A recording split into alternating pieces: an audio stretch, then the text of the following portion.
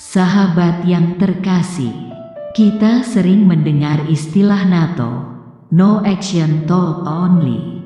Istilah ini biasanya digunakan untuk mereka yang hanya berbicara saja, tetapi tidak ada tindakan terhadap apa yang mereka katakan. Dalam video ini, kita akan mengenal satu istilah yang sama, yaitu NATO juga, tetapi caranya dan hasilnya berbeda.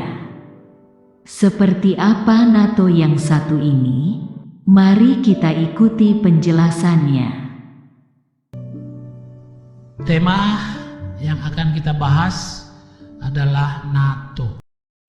NATO ini diambil sehubungan dengan bacaan firman Tuhan yang sama persis. Kata NATO ini berlaku di Injil Matius pasal 21 ayat 28 sampai 32. Ketika saya menulis renungan ini, saya terinspirasi tentang NATO. Kita baca dulu firman Tuhan. Perumpamaan tentang dua orang anak. Tetapi apakah pendapatmu tentang ini? Seorang mempunyai dua anak laki-laki. Ia pergi kepada anak yang sulung dan berkata, "Anakku, pergi dan bekerjalah hari ini dalam kebun anggur." Jawab anak itu, "Baik, Bapa." Tetapi ia tidak pergi. Lalu orang itu pergi kepada anak yang kedua dan berkata demikian juga. Dan anak itu menjawab, "Aku tidak mau." Tapi kemudian ia menyesal, lalu pergi juga.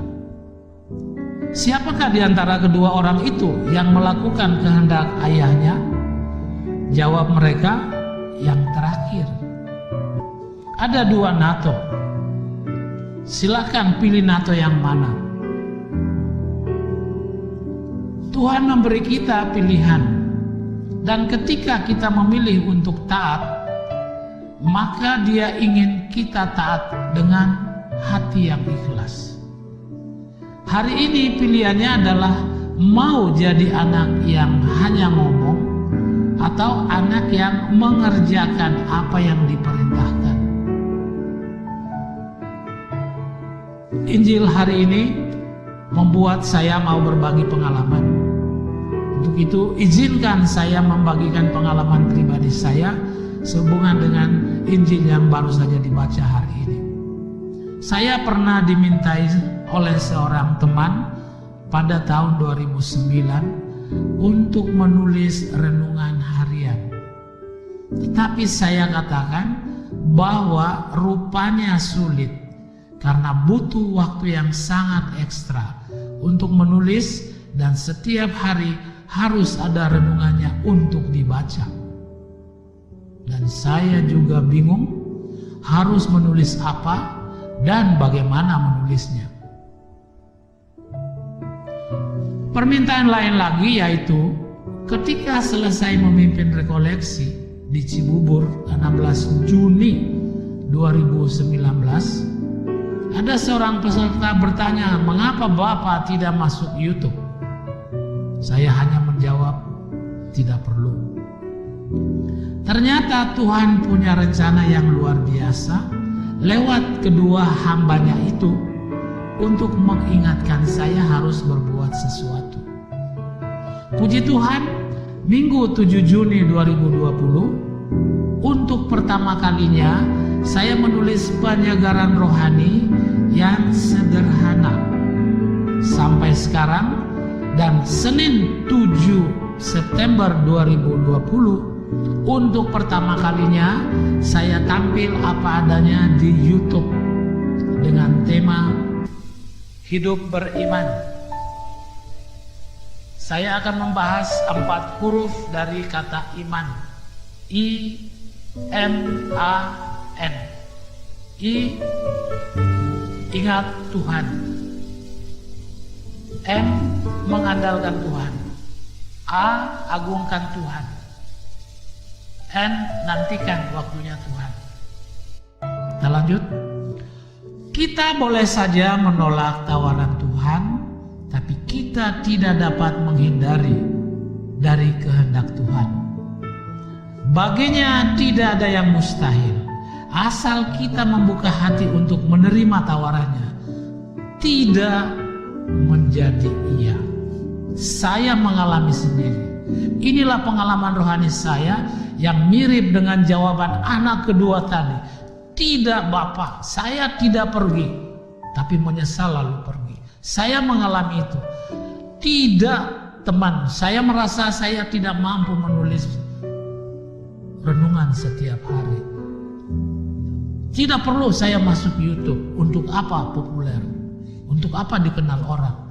Tapi ternyata Tuhan katakan apa? Firman Tuhan harus disebarkan lewat media yang ada. Jangan cuma lewat HP. Biarlah lewat YouTube juga.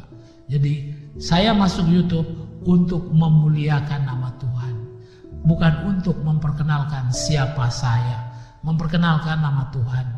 Dan saya terinspirasi dengan Lukas 10 ayat 21. Saya orang kecil.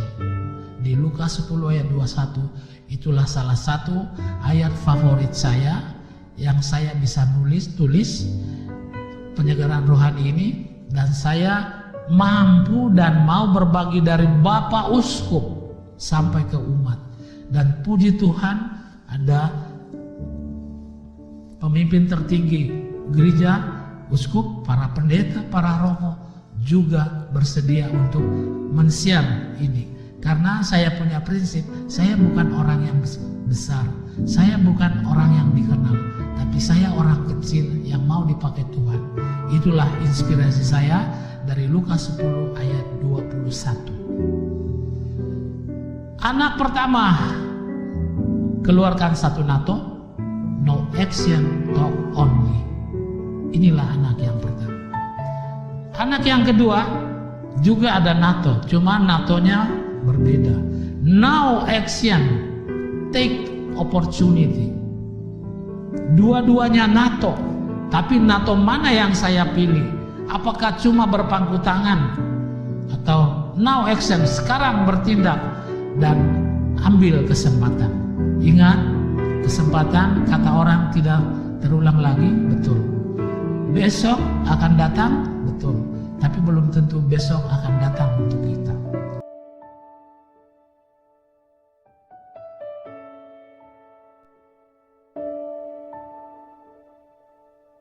Sahabat yang terkasih, setelah kita mengenal dua NATO, yaitu no action, talk only, dan no action, take opportunity, berdasarkan kisah dua orang anak laki-laki tersebut, maka kita dapat menarik satu kesimpulan bahwa perubahan itu selalu pasti akan terjadi.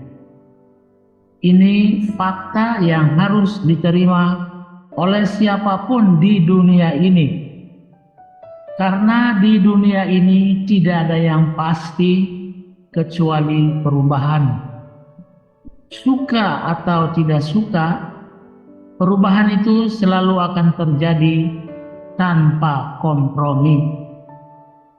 Maka, marilah kita mencintai setiap perubahan yang terjadi di dalam hidup kita, baik perubahan yang terjadi pada diri kita maupun perubahan yang terjadi pada orang lain yang kita jumpai kapanpun dan dimanapun. Mencintai perubahan berarti selalu siap menerima kenyataan yang terjadi tanpa menyesal dan tanpa mengeluh.